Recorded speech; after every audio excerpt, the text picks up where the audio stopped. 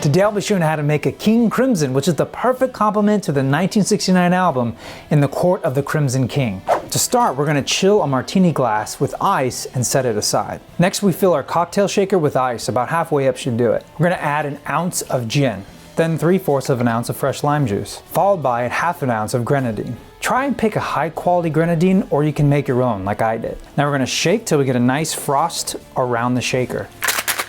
And we're going to grab that martini glass from before, dump out the ice. Then we're going to strain our drink into the glass. Then we're going to garnish with a lime twist and hook it right there on the glass.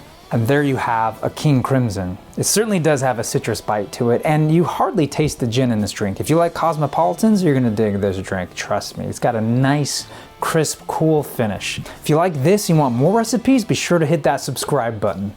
Thank you for watching. Check out our episode on King Crimson if you haven't already, and be sure to enjoy responsibly. I'm your Vinyl Geek, and I'll catch you on the flip side.